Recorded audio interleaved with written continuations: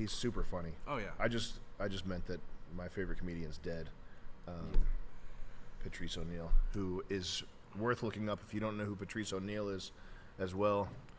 But this type of this content right here, I like Chuck Palahniuk, but this brand of content, grab water, stuff that you would call content, because in the past, listening to some drug addict talk about how they got arrested for whatever, this is not.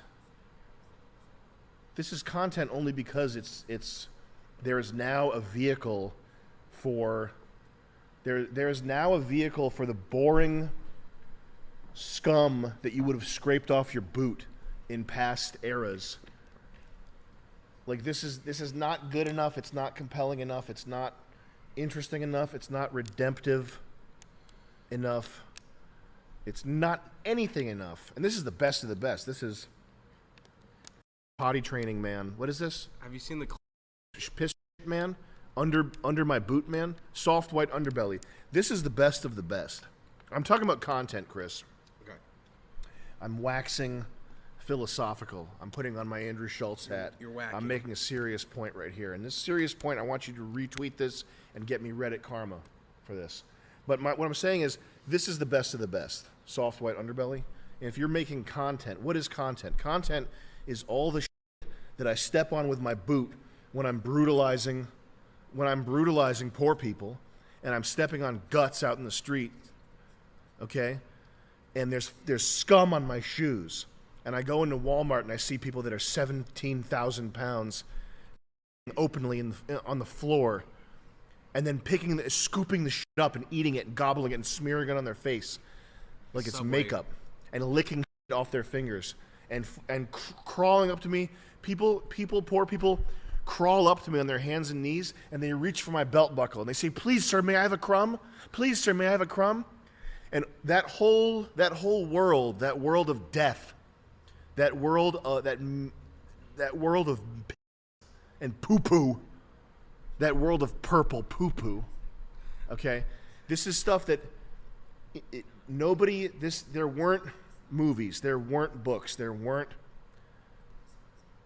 wasn't fine art about adult baby diaper lover interview.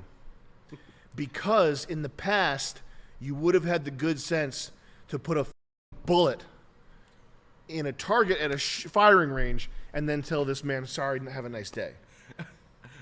Yeah. This guy belongs on the underside of a semi-truck. Roadkill, okay? What if his tattoo said, But instead, he's Huggies? in a 23... Yeah, his tattoo should say Huggies.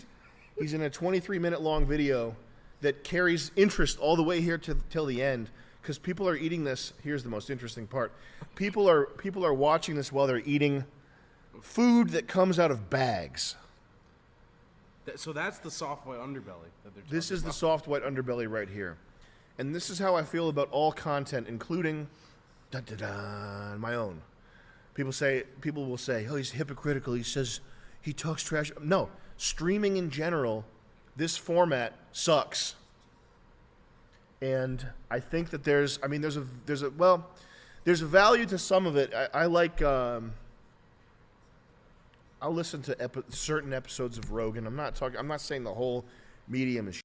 I'm just saying that post-COVID, post people being indoors, looking for something to do, and diving deeper into their phones and their accounts, this explosion of content is, I think the closest thing to it would be in Do Androids Dream of Electric Sheep? He has a term called kippleization. So, Philip K. Dick, the word kipple, kipple in Do Androids Dream of Electric Sheep is the clutter of useless junk that reproduces when your back is turned. And he has this, the main character, as he's wandering the hallways, investigating this rogue android, I think they live in do they live in a world where global warming is past at such a point that they have to wear personal air conditioning units. He's in some city that's breaking down, and it's like Blade Runner original apartment. JR. Blade Runner original JR. Man, what a fantastic book. What a unbelievable book. J.F. Sebastian. So in the future, there are these people, they call them like cluck heads or chicken heads, fish heads, something like that. They have a birth defect that makes them, like J.F. Sebastian has like a childlike innocence and lack of reasoning about him, and he is taken advantage of by these androids, and I think they kill him too. And I think the point that Philip K. Dick is making in the book is that these hyper advanced replicants, these things that are made to resemble humans, they have less humanity. They have less of what makes. They have less of what is important about humanity than this guy. And the return guy brings in a spider, and it's at this point in the future where the world is in such shambles that animals no longer exist. There's like they're all extinct. Okay. There are handfuls of them in nature, and people buy fake synthetic animals for bragging rights to show off to their neighbors. But the chicken head, the guy with this birth defect, finds a real spider, and he like treasures it. He brings it in, he brings it inside, and he's like, "Hey, Mr. Spider, what can I do to help you?" Because it's this. It's one of the last remaining animals that he found. He found this thing that shouldn't exist, like this precious life. And the androids are like, they're laughing and they're sociable, but they start torturing the spider and like pulling its legs off. Okay. And that's the point where, like throughout the book, you're wondering what Philip K. Dick's take is, because the androids, they have complex thoughts, and they're saying things like, "Well, am I human too?" But then the scene comes where they just torture this spider to death, and you know that are we losing people or gaining people? We're losing people. Oh, we got 3K now. Oh, really? Yeah.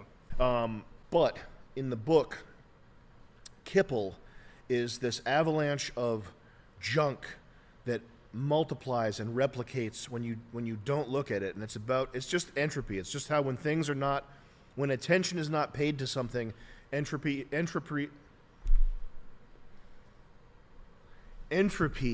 increases, and you just have to constantly be paying attention in order for destruction and disease not to triumph over life.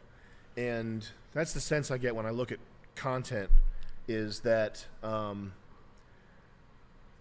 the way a person would say it with limited understanding they would call it the algorithm, but it's really just the function of advertising driven media, and the democratization of media, meaning you don't have some Harvey Weinstein bigwig deciding what's good. You have Joe Schmo deciding what's good, which in some cases is way worse than hierarchical.